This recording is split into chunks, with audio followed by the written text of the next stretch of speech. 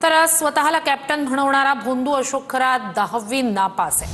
अंकशास्त्र तज्ञ असल्याचा दावा करणारा हा खरात गणितातच नापास असल्याचं आता समोर येत आहे। खरात 2 विषयात नापास असल्याची माहिती समोर आली। खरातला 10वीच्या परीक्षेत केवळ 35.86% मिळाले होते। लक्ष्मण एकनाथ खरात असं शाळेच्या नोंदीवर त्याचं नाव असल्याचं समोर येत आहे। भोंदूबाबानं नंतर आपलं नाव बदलून अशोक कुमार केल्याची शक्यता आहे।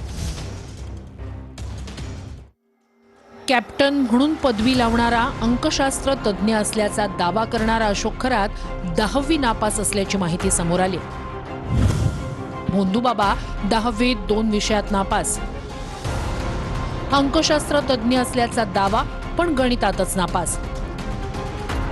1983च्या 10वी परीक्षेत केवळ 35.86% गुण।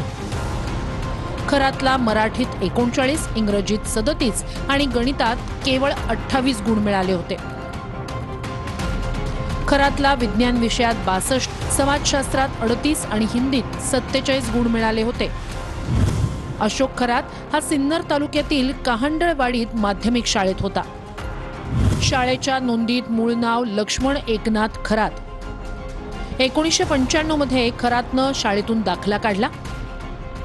गॅझेटद्वारे खरातनं अशोक हे नाव केल्याची शक्यता।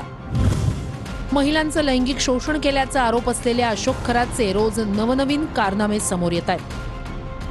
भोंदूबाबा खरातच्या ईशान्येश्वर मंदिरासाठी 1.5 कोटींचा निधी मंजूर झाल्याची ही एक बाब समोर आली आहे। या संदर्भातील युती सरकारच्या काळातील 2018चा GR समोर आलाय। तत्कालीन पर्यटन मंत्री जयकुमार रावल यांच्याकडून 1.5 कोटींचा निधी मंजूर करण्यात आला होता। सार्वजनिक बांधकाम विभागानं ईशान्येश्वर मंदिराचं पूर्ण काम केलं होतं। सभामंडप बांधकाम, पेवर ब्लॉक बसवण्यासाठी निधी मंजूर करण्यात आला होता। प्रसाधनगृह, चेंजिंग रूम, भक्त निवासाचं बांधकामही निधीतून केल्याची बाब उघडकीस आली आहे।